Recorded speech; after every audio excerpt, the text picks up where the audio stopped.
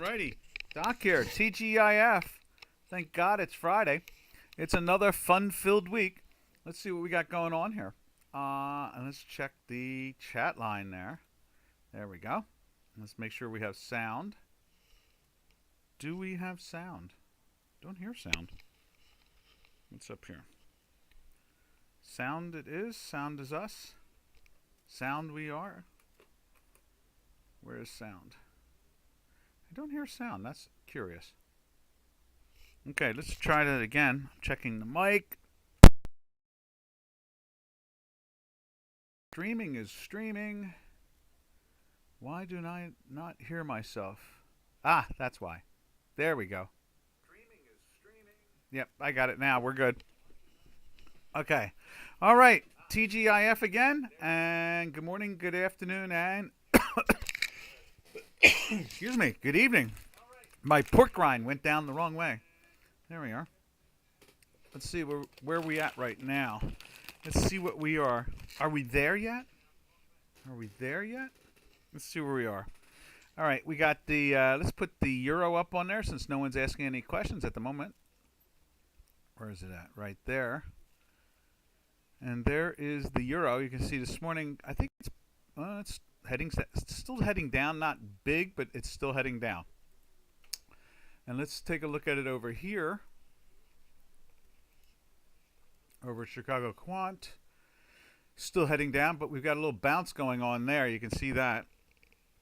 And so here on J4X, the work is still rolling over. They're both bearish at the moment, so that's okay. No problem. It's just that obviously Chicago Quant is trying to make its turn. And this is still gliding down. Lots of red. And you can see here we had been in some green. Is that doesn't look right, does it? That's a euro. Do we have the euro? That is the euro and the euro. I guess so. I guess what it was is that was all of that. And then that's the thing with the, oh, it's a 4 hour. No wonder it doesn't make any sense. There we go. I'm looking at it and saying, it's not correlating. That's better. There we go. Now we're seeing the same type of little bounce, little purple's heading up. See the white line is trying to make a curve. So that's not too bad. And so we are there. All right. What else can we say about the euro this morning? I guess the best thing of all is we can say that the euro is just gliding lightly. I guess that's the best way to excuse me, that was the best way to describe it. It's lightly sliding down, and yeah,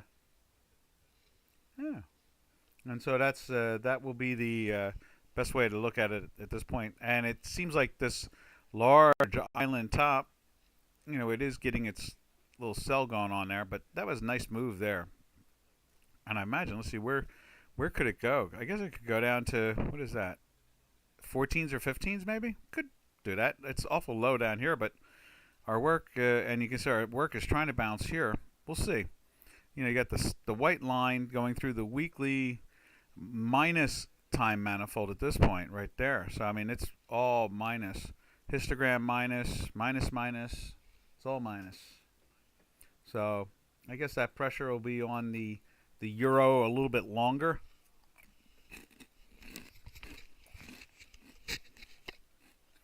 Now, let's take a look at the cable, since it's very quiet this morning. No one asking any questions. No one saying I'd like to see this, that, or the other thing. I guess everybody's still waking up and it's Friday. Is it Friday yet? Is it Friday yet? You can see here cable seems to be trying to make some type of bottoming thing here. Let's put it on J4X and see what it looks like. Right there. So we're going to see already is we know one thing, the way these two things are acting, they're going to probably survive their weekly sell. So you got probably we're going to see cable 3 weeks in a sell coming in on Monday and two weeks in a sell on the euro. That pressure is down, pressing down. That's what it is. It's pressing down. Dollar is firm. There's been some excitement towards the dollar again. They're buying it again. It goes back and forth. One moment they're buying it, one moment they're selling it. It goes back and forth. Middle-aged muscle, I like that. Deck Live Cattle. We can take a look at Deck Live Cattle. It's been very firm, Deck Live Cattle. And then we'll see if we can get that stuff on the J4X too at the same time. Cattle's been a really good product for months now. I guess I keep on reading those stories about the China and its issues with the hogs and so forth, and so there must be pressure. You know, I'm not sure what the Communist Party is doing exactly over there, but you know, communism doesn't work too well when it comes to feeding people. So let's go take a look at that. Live hogs, live cattle. I'm sorry, live cattle. Right there and right there. We'll take a look at that.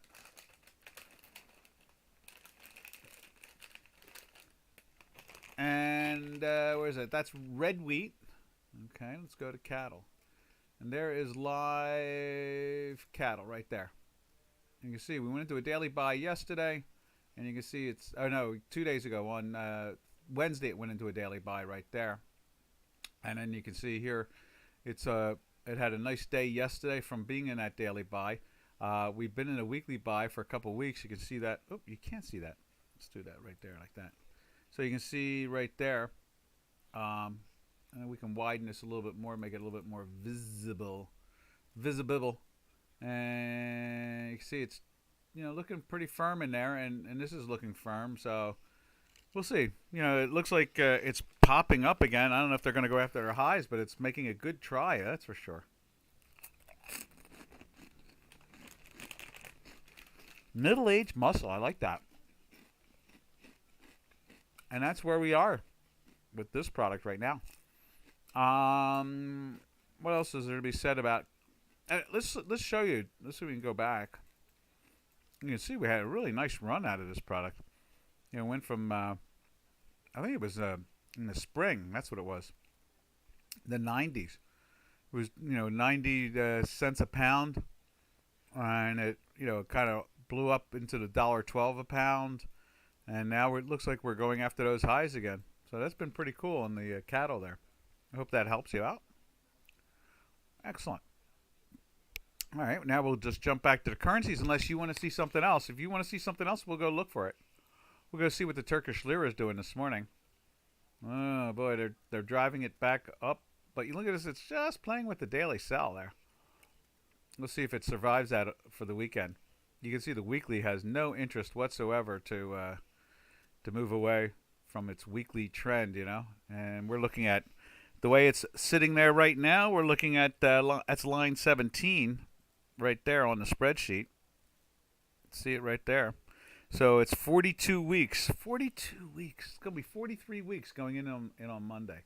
43 weeks it'll be if it survives this this day in the trend that it's in. And 8 days, is it? 8 days in a daily buy. So it's been in a daily buy back here.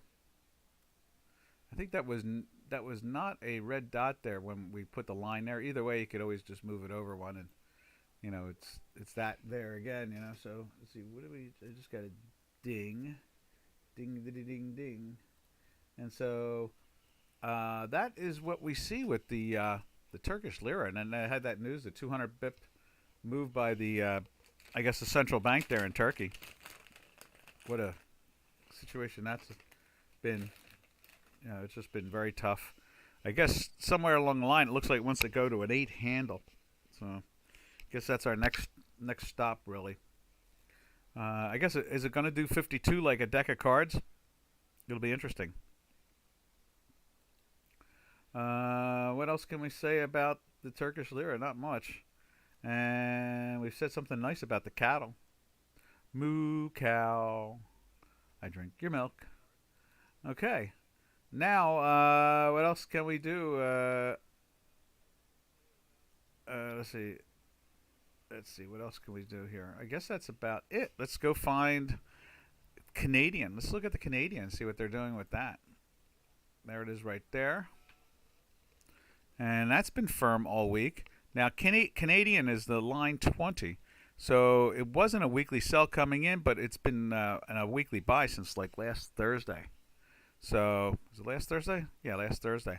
So this is going on its 6th day, and so it's kept you safe from the move, not to be short, but it hasn't really allowed you too much to be long. But you can see here all week long, our white line has been over the zero line. Our histogram has been plus pretty much the whole week. So if you're trading option spreads, it's very safe to be in all week long. And it's obviously been a winner chicken dinner. And so that's not too bad. I wonder, usually there's a correlation between like oil and so forth. But I don't know if we'll jump into oil the next chart. We can if someone wants to see it. But I'll go through a few more currencies, and then we'll go over to the oil market and see how it correlates with NASCAD and the Canadian. We'll go like that. All right. Here we go. And then next week also, a line 20, we'll have a 1 in this box right there. Yeah, it'll be a 1 like that. And that tenor will be gone unless they flip it out tonight and drive this thing down, like there's like a 300 pip drop or something like that. Yeah, something like that. All right, let's jump over to one of my favorites, and that is the Swiss. There it is right there. What a good product that is. And you can see it's been in a daily buy and a weekly buy together, and it's been a really nice ride. Lots of instant gratification. Boy, it's a multiple winner chicken dinner. And what else can we say about that? Now, looking on the spreadsheet, that's line 21 right there. So 1 is going to become a 2 in that box. And the 5 is going to become a 6. And so that's been really, really good. Let's see. Hey, York 47. Can you also do the S&P 500? Sure, we'll jump over to it right now. If you ask, I will deviate easily and go to see what else is brewing. And there it is right there. There's the S&P 500. And you can see here it's been in a, let's see, what line is that? That is line, right there, line 27. So we've been 2 weeks. Is that right? That doesn't look right. I guess, did it go into a daily? I'm trying to find, oh yes it did. No, it didn't. It didn't go into a daily buy. So why is that got that must be 12. Could it be 12? Let's count it out on the screen here. So there's 2, because there's no daily buy there. It must be a 12, not a 2. So 2, 4, 6, 8, 10, 12, 14, 15. Okay, so that should be a 15, not a 2. I don't know how that got there. That's what happens when no one asks me about these things. Sometimes I just, end up accidentally hitting the wrong key. We'll have to check out the NASDAQ now that you've asked about that. I think the NASDAQ did go into a buy, but it's been in a daily sell for this time frame, and it's been in a weekly sell since here, right there. So the pressure's been on. Today it's still down a little bit from yesterday. We've got a lot of red dots. I mean, it's been red dot city since like the beginning of the sell itself, like right there. Does that help out at all, 47?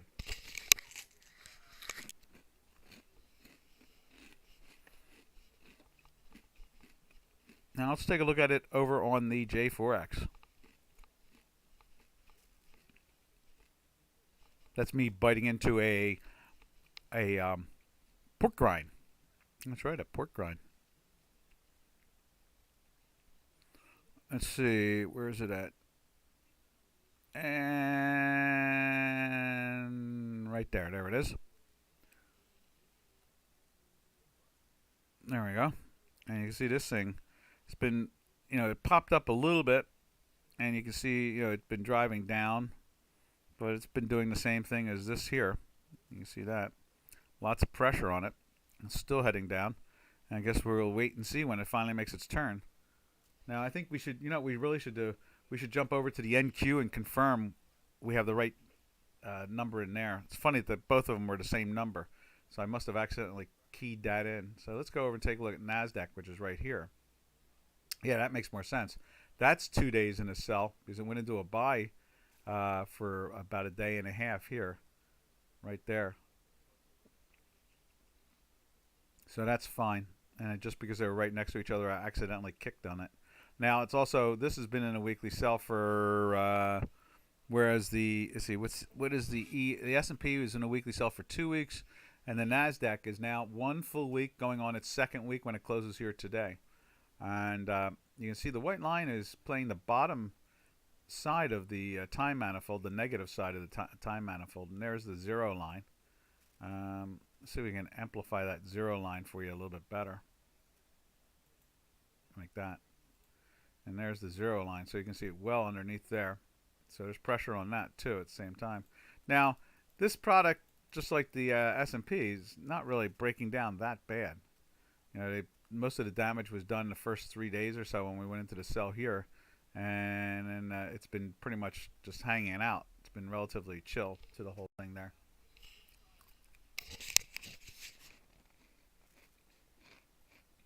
Let's just, we can take a look at the S&P again. See the same way right here. Goes into the sell off of this one, and then pretty much sideways action, you know, the rest of the way there, and then it gives another break in here. So kind of, you know, I guess you could say there's not a lot of conviction on the buy side of this at the moment.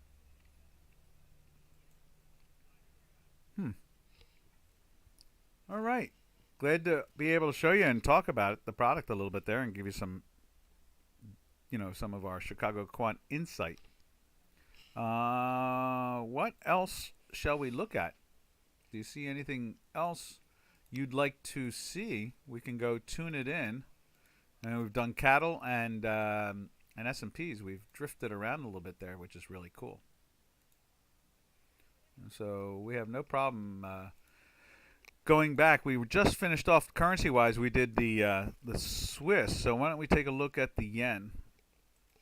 See what the yen looks like here. Dollar yen. Right, no. Dollar yen, right there. There's dollar yen. You see it's definitely a little firm here this morning. That's line 19 on the spreadsheet. We're 1 week in a sell. We're 3 days. Is that 3 days? 3 days in a buy. You see it's been ripping up, heading aggressively up. And let's take a look at it here on Chicago Quant. Right there, there we go. Same situation. We didn't put our little green line. Let's grab this green line. We use that one and move it over to there. There we are. And so it's been firm with that, but we're in a weekly sell still here. So all you can really do is when you start to see this right here, you start to cover yourself. That's about it. You know, that's you know, just but not necessarily get long, especially with the weekly.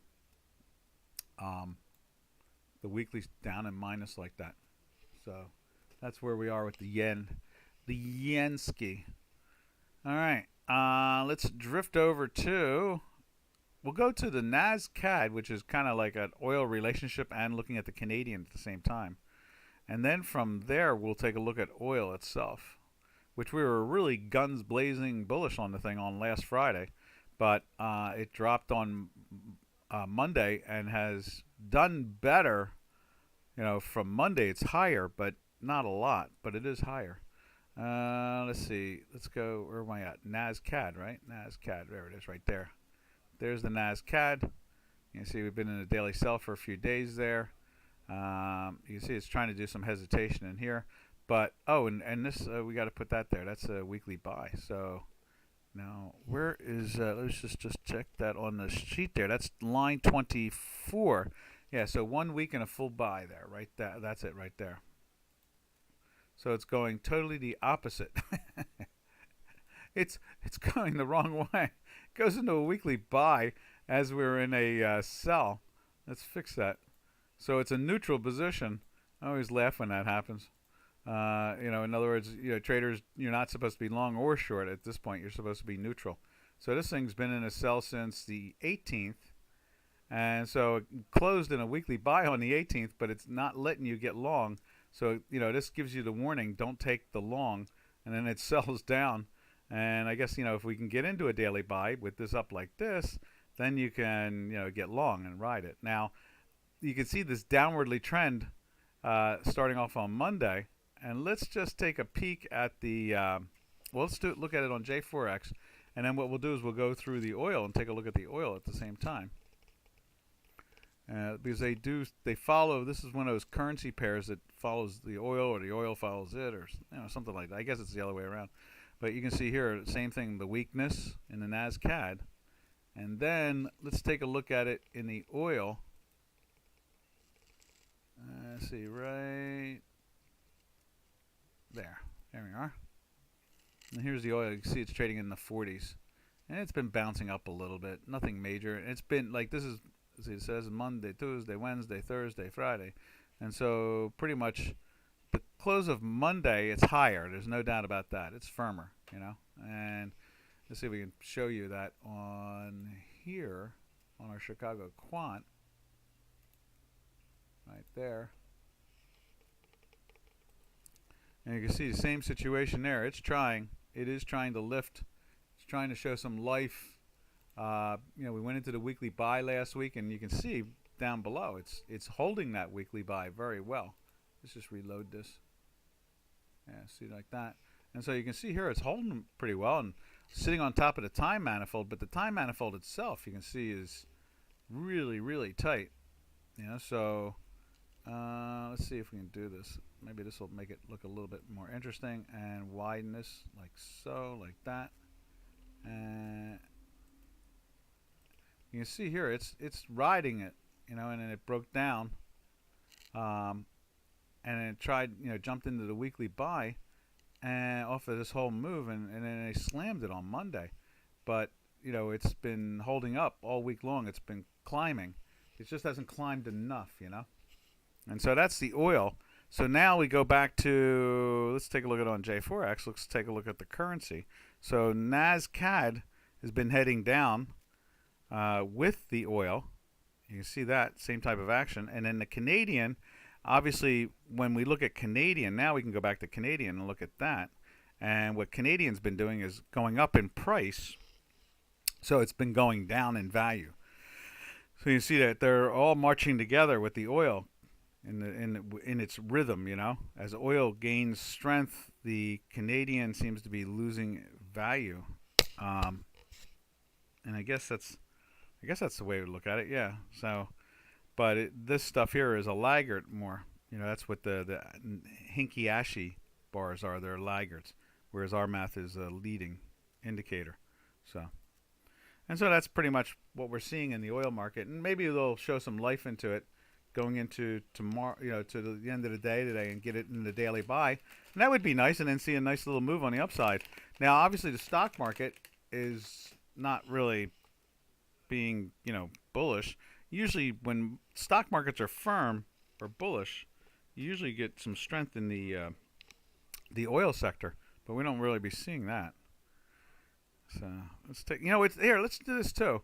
We have somebody following Robo, so let's take a look at Robo, and that's the gas, what do they call it, gas oil for the automobiles. And let's see what that looks like. And that's the November contract. And you can see here, it's trying to do the same exact thing. It's trying to lift up, and they all have the same pattern. So that's unleaded gasoline oil. So, all right, let's do the currency again. And I guess that's where we kind of come winding down when it comes to the currencies. We kind of stall out. So we don't follow we don't really follow many of the currencies after that unless you ask for them. Like, we can take a look at ruble, see what the ruble's been doing. I mean, ruble's been climbing, and you can see that on our spreadsheet too. That's line 18. We're 12 weeks in a buy right there, and 5 days in a buy. So this thing's been, since the 71 area, and we're up in the 77 area now. It's been in that weekly trend, and you can see it's zigzagged out. We haven't filled in a lot of these spots. We could take that, and you can see that there for that move, and you can see this for that move, and then we can grab this one right here, and that catches that move, and then we got to find a red one Let's make a red one. For that one right there. And so you see the pressure from that. So ruble's been a good trading product. It very consistent with our math. You can see the time manifold, very slow and steady, and at the same time you see the white line well above it. So, all right, what other currency? Since no one's even asking, and it's the end of the week, let's look at something we haven't looked at in a long while, and that's the Zloty. Zloty was in a sell there. Let's find where it's at the buy, right there.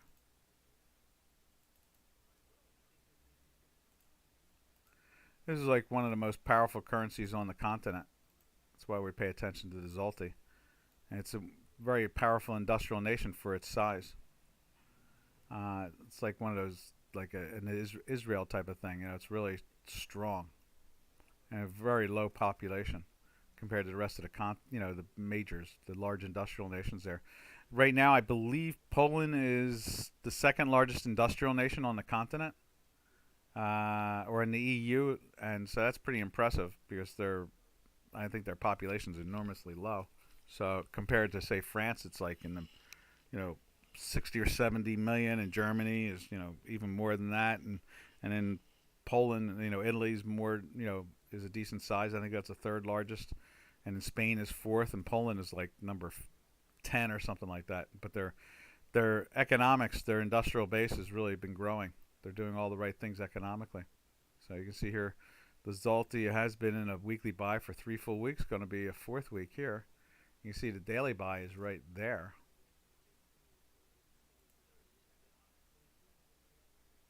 Right there we are. So it's been a very strong, good, healthy product, the Zloty. What other currency have we not looked at of late? Let's see, out of the group here, we could take a look at, let's see, I think Aussie is actually going after, let's take a look at the Aussie, because I think it's actually after 23 weeks, the Aussie is threatening the weekly sell. That's it right there. Let's do this. Let's widen this thing too. There we are. Yeah, so it's been in a weekly buy since April. And that is line 13, line 12 there on the spreadsheet. So we're looking at 23 weeks in a weekly buy. So it went into the weekly buy in the 64 area. And now, the product ran up into the 73 area. Yeah, it looks like 74 area. And so now it's, been in a daily sell now for 5 full days, going on a 6th. And you got the white line breaking through the top manifold, the plus side, and is even piercing the minus side at the moment here. And you can see the daily like so. So that's been a really interesting one, the Aussie there. Let's see, 47 says, can you put the J4X chart down a little? It is blocking. Oh, I'm sorry. I'm sorry about that. Right there. There we go. And let's put it up on J4X too. Sorry about that. Right there. So you can see here, it's been in the buy from there, and it's been a nice move from the 62-ish to the 74-ish. And you can see here, it's trying to do its little bottoming thing, just like we are doing it right there. But looks like it's going to push it into the sell. Now the big question is, will it go into the sell? Oh, thank you, 47, for pointing that out. Yeah, I'm glad you pointed that out. I was looking on the other screen. So, interesting. But anyway, that's where we are with the Aussie. You can see the Aussie's 23 weeks is kind of cool, Let's go back to April here. All the way back. Right there. Was a nice run. Aussie does that too. Aussie will get into a trend, and thank you again, 47, for waking me up. I was staring at the big screen, the 32-incher, and not looking over on the screen with the OBS. So Yeah, but this product here does have it can get into trends. Matter of fact, if we go back, let's see if we can take a look at it here just real quick, and we'll do this again with the Chicago Quant. The only reason we'll do that is we can see the little green line down here on the weekly. But so there, it was in a downtrend. What was that? That was like 1, 2, 3, 4, 5, 6. Did it try to get into the buy there? It might have gotten into the buy. And then, yeah, it did. It got into the buy and then dropped right back into the sell again. No, I meant plot. Let me just double check the plot here because that might be, is that, no, that's plot 4. So let's take a look at that. So plot 4 is plus, and so is plot 1. So that went into a buy after 6 weeks in a sell, and then it dropped right back into the sell again for all this. And you can see where we went into the sell right up in here. So, and then it goes for another, I don't know, what's that, 3 or 4 weeks? Only really a couple of weeks, because then it starts to bottom in here. You see we go into a buy here, and then 2.5 weeks later it finally gets into the buy there. So, and you can see it can trend 5 or 6 days, 5 or 6 weeks. Catch some major moves out of it. It's a really interesting product, the Aussie. All right. Let's see. Where shall we go from here? 47. You have anything else you'd like to see? I don't need to go look at another currency, but I will, since we're a currency webinar more.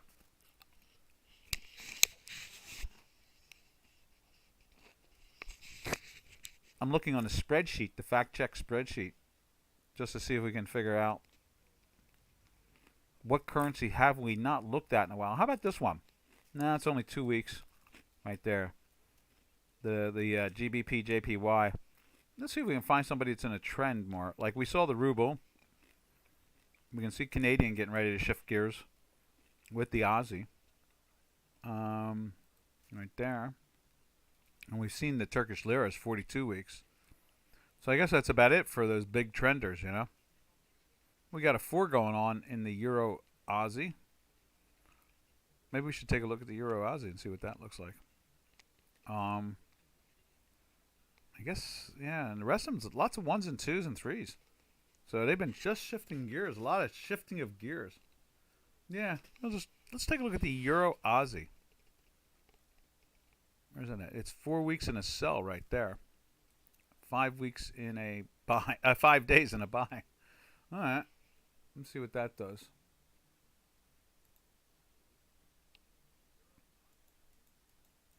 Right there. So went into the sell here.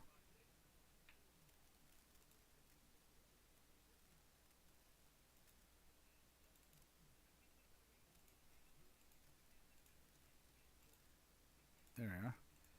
And look at this. This thing's playing with the weekly buy number. This could close into a buy today. So I guess this is the inverse. Let's see. The dollar Aussie is going into a sell, and the Euro Aussie is going into a buy. That's interesting. Now let's look at that over that same time period. In April, it went into the sell. Like it did in the dollar one, and went on for a while, and then it went into this buy here, and then it went into the sell again. What's that? 4 weeks ago. So, seems to be doing that inverse in some aspects and analogous in others. Very fascinating. Most of that damage was done in was that March, April, really. And I guess this is the concept is that this is in a sell while the dollar euro was in a buy. Dollar Aussie was in a buy, or Aussie dollar. So, all right. Let's head over to. Did we look at the crude contract? I think we did. But let's go look at unless anybody wants to see anything else, let's go over to the gold contract and see what gold looks like. Right there. So we're 2 weeks in a sell. We're playing on a third week with no problem whatsoever. You can see here we've been in, what is that, on line 6? Yeah, 6. So we are what, eight days in a daily sell, and you can see this thing's broken down from the 1960 area, 1970 area, down to, what is that? That's the 1855 area. And so the pressure's still on this. Doesn't seem like, I don't know. I kind of think that gold will find a bottom again going into the expiration of the futures contract in about 2+ months. I think we talked about that yesterday. That would not surprise me any. It seems like that's what puts the energy into this product, the squeeze that goes on between the spot and the futures in New York. London spot against the futures in New York. Seems to be the arbitrage. Let's see what it looks like on J4X. And we see here too on J4X, it shows us that the carry trade is very small. So right now you can see at 1863, and it's trading at 1860. Basically 1862 to 1865. So it's under $3 when it comes to the carry for gold against the spot against the futures contract. Kind of tight there, not too bad. Obviously makes it harder for them to want to sell that. $2. I don't know if you can make money. You're talking about 2.5 months, right? So you're looking at all of October, all of November, and you're looking at halfway through December, and you're still got a full week of what's today, the 25th, right? So you've got 5 more days in September. So the carry is really tight. Maybe it won't be as big a bottom. I mean, we saw $5 and $6 and $7 premium with less time in the what was it, the September contract or the October contract? I guess the October contract and the July contract. We saw a lot more premium. They're really starting to squeeze that premium out of the futures contract, and it's got 2+ months, almost 3 when you really think about it. I think the expiration December gold might be in the teens, like December 18th or something like that. It could be that late. You have to look on the exchange to see what it is, and so you can see the spot there, is only $3 difference. That's gonna make I think it takes more money to want to do that arbitrage. All right, let's see. Where do we go from here? We've looked at the stock markets, and we've looked at oil and gold. Let's take a look at silver. Silver was really astonishing in the sense of you can see it's trying to get back into the buy because it's it's way oversold. It was almost a 30 and has fallen down to 22. I mean, this thing, you're talking about like a 26% drop compared to gold, which is, I don't know, a 10% drop. That's all it is, So I mean, silver's really odd like that. They really put some pressure on the silver, and it also runs. It has a nice component of running up too, but it really does stick out in my mind. You want to be careful with the silver at times when you're trying to arbitrage it between gold, because it can be all over the place. All right. Let's see what the future carry is on that too. So let's go to J4X and look at the silver, which is 22.88, and the product right there you can see is trading at 22.95. So there's a 7-cent premium. That's all there is. 7-cent premium. Well, actually, you can see spot is 85 at 88, so it's about 3 cents wide. And when it comes to the futures contract, it's trading at right there at you see it there, trading at 95, 22.95, 22.94, 93. Action! Look at that thing fly. I mean, it just drops 2.5 cents with no problem. 2 cents, boom, smack a doodle. That's why the bid and offer is so wide on the spot. As a broker, a retail broker, you have to be able to, buy and sell this stuff, or you'll be losing money constantly. And all you're trying to do is facilitate. You're trying to facilitate execution for your clients. So, you see here a 3-cent wide market because the thing can go 3 cents. And what did I do there? In less than 2 seconds, it dropped 3 cents. See, now it goes 92.5 to 94.5. That goes 2 cents in 3 seconds. So you got to keep. You see the bid and offer on the spot. Some people look at that and go, "Oh my God, it's so wide. 3 cents wide. Oh my God." They're stealing it. They're cheating you, and they're not cheating you. What it is that the broker has to be able to buy it and sell it, and not constantly lose money. And so what they're trying to do is facilitate the public. And so the only way they can do that is they have to have a little bit wider market, or they won't be a broker anymore. They'll go out of business. And then where are you going to get your inventory? Where are you going to buy it from? Obviously not. So, and that's what you can see with the futures there. You can see now the futures is trading at 92. 1 second's passed by. It's still sitting at 92. 2 seconds have passed by. Now it's sitting dead. Now it's 91.5. Now it's 92. Now it's 92.5. 92 again. So now it's gotten a little tight, and then you can see Dukascopy, their bid will get a little bit tighter if it gets slow. And if it gets fast like that again, running 3 cents in a matter of a few seconds, back and forth. Now there it went to 90.05, right? So almost 90 even.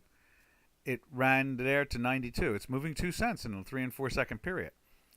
You can't make markets and survive as a broker.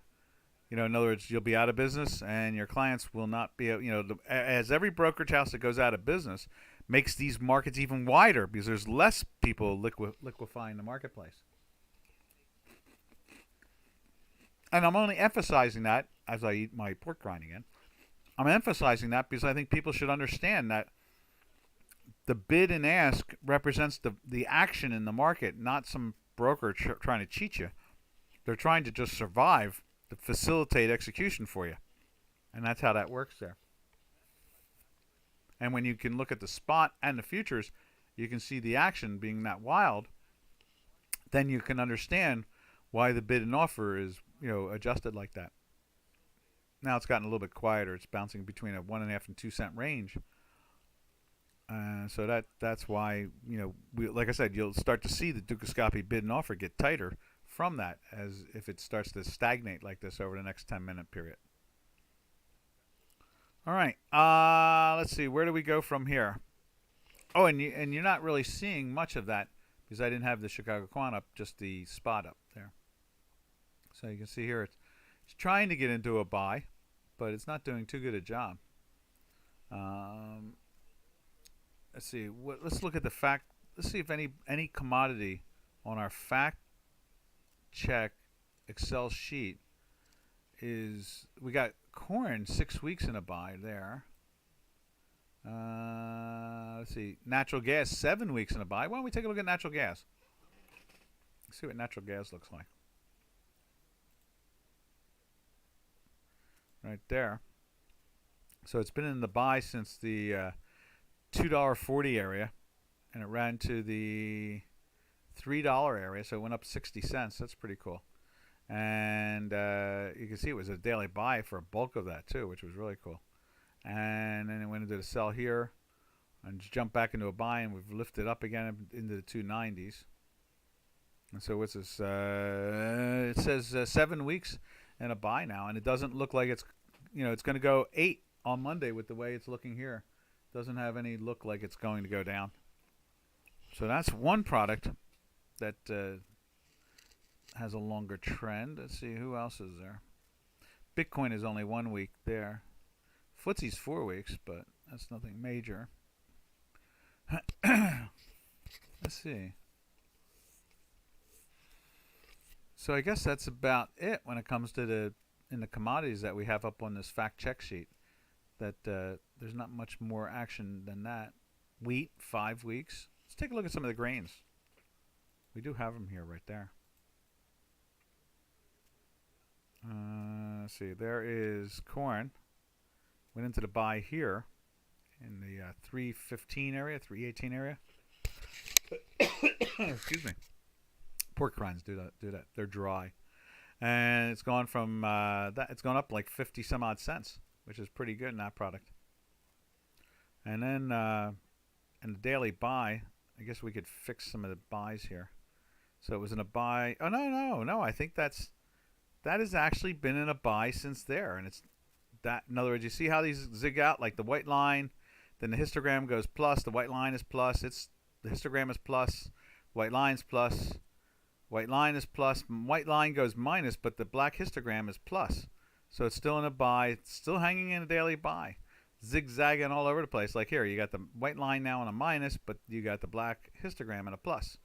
You can see it's backed off a little bit, but it's been in a buy from the 20s, I guess the 40 area, all the way up into the almost 80 area. So that's been interesting too. What is the blue line on Chicago Quant? Let's see. The time manifold here. This is the time manifold. These blue lines are time manifolds. They're nonlinear time manifolds. So Doc has a whole, one of the Doc's tricks to his mathematics, I'm talking in the third person again here.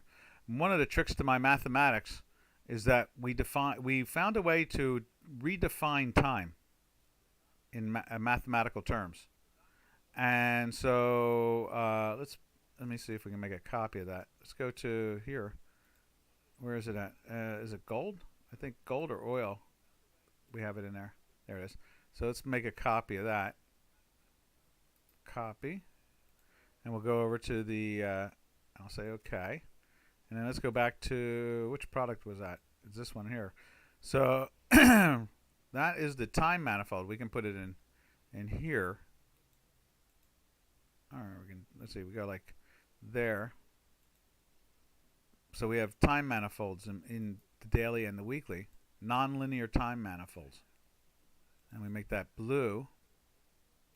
Blue on blue. Do, do, do, do. So these are time manifolds. Nonlinear time manifolds. Right there, like so.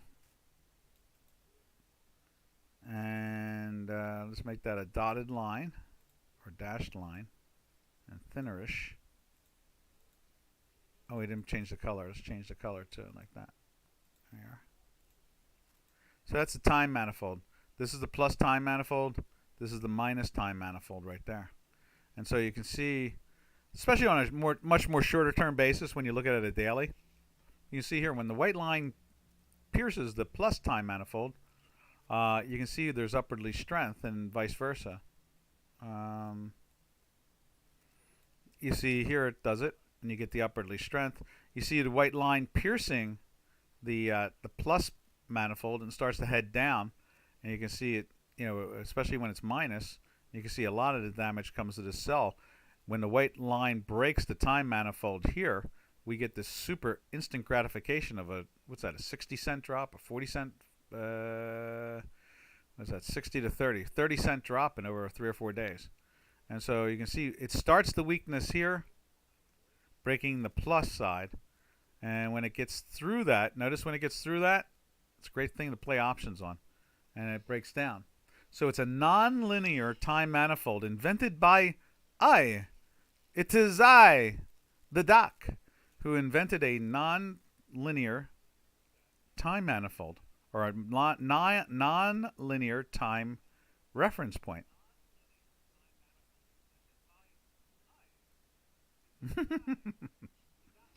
What a great question. I don't usually get a chance to explain this stuff. So that's really cool. Yes, thank you for asking the question. So that is what that's all about. And it's really interesting too. When it breaks down, you can see that. When it like here, you see how it had that issues and it's fighting with it?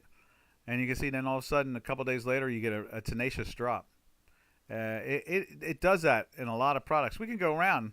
We can take a look at other products. We can look at cattle.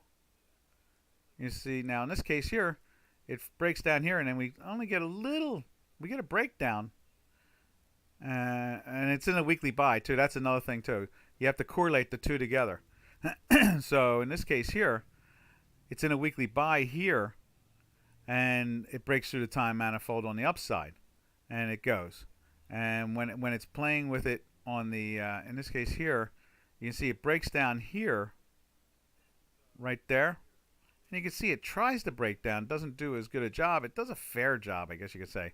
You know, was it what is this product? This is these are October hogs, and so October hogs went from like 50 some odd cents, like 52 cents, down to what was that, like 47 cents, which is a big move in those products, really. Let's see if we can find something more entertaining, like S&P 500, something that has a larger larger reference point. So let's go to here, and let's take a look at this here. There we are, and you can see this right there. That, you know, it broke the time manifold here, and you can see we get a lot more damage from it on the downside. Now here, it does it, and it's trying to lift right back up again. And you can see it's still, you know, pushing. Let's see.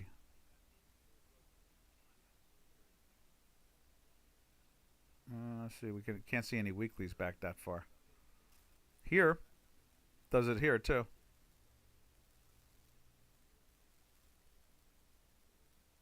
So, and it does it here. Where's it? It does it right here.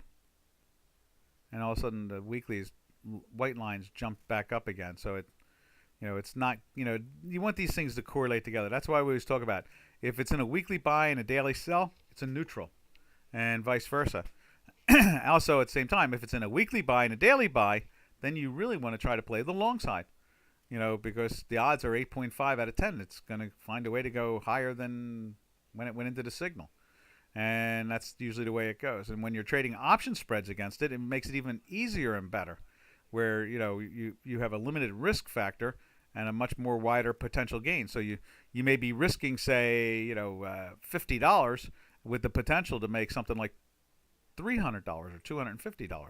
So it's like a 3-to-1, 4-to-1, 5-to-1 opportunities. And when you can win 8 or 9 times out of 10, then obviously, you know, the odds are way in your favor. So, and that's how that works there. That is the blue line. Blue on blue. It's our nonlinear time manifold. La la la la la la la la. Okay, let's take a look at gold and see what it does there. In this case here, you can see the weekly was still, it was still on a weekly buy here, but you see the white line breaks it here and it fights it. You know, it's fighting it. And then as the white line starts to break down again and starts heading towards the zero line, with this underneath the time manifold, you start to get more of a selling situation. And then the same thing here, and then like right there. Now this is in a weekly sell, so you really get some real good juice out of it, where it drops from the 19 and change. It goes down like, was that like $60, $70 in gold. So there's one right here. There you go. There's the weekly. There's the daily. This thing drops from 1600 down to 1480 or 1490. It drops $120 in like 4 days, 5 days. So you can get some real instant gratification out of following the time manifolds. And I talk about that at times. You know, I try to emphasize it, but you know, people are not following all the math. They have a natural tendency to just gravitate towards a couple parts of the math, like just as it's going into a daily buy or something like that, and not looking at the ramifications around it. You know, there's a lot more ramification. I guess you could say here's one where it's trying to work on the weekly right here, and you can see it gets through the time manifold, and what you do is you get a move from 1680, 1690, or 1674 low, 1674 low. It runs up to 1789. 74. It goes up over $100 over a 5-day period. So, you know, that is what happens a lot with the time manifold, especially when you're correlating it with the weekly line itself. And it's a dynamic thing too, because, you know, you might coming in as a weekly sell, and the white line is now heading towards the zero line, going into the plus on the weekly, but the daily the white line has ripped through the top part of the time manifold, the plus side of the time manifold. So we have a plus side of the time manifold. We have a minus side of the time manifold. So time is not going backwards. What it is it's a directional thing. So it's pointing out direction, not back in time, just in direction. And so in this case here, you're looking at this moving object that's telling you if it's going up the XY axis, or if it's going down the XY axis. Cool, huh? It's nice. I don't get a chance to say that stuff all the time. Matter of fact, I think what we're going to do is, I think we're going to label this. We'll label this webinar today to that event. You know, we'll talk about that. I think we should label that in this webinar, because we don't talk about the time manifold, and we should, and people, you know, they just, you know, people are just, you know, looking at the raw numbers themselves, or, you know, trying to just pay attention to the up and down, and they don't really pay attention to all of it at the same time. So let's see, non-linear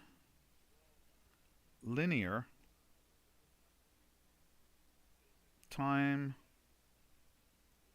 manifold chart. There we are. Linear time manifold chart. That's the title. I think that's cool. All right, everybody have a safe and smart weekend, and we will catch you all on Monday. And Bitcoin, if you're hiding out there anywhere, you know, I got your letter. We'll take a look at that, and I'll respond back to you. And you hang tight in there. All right, so this is Doc from North America saying arrivederci.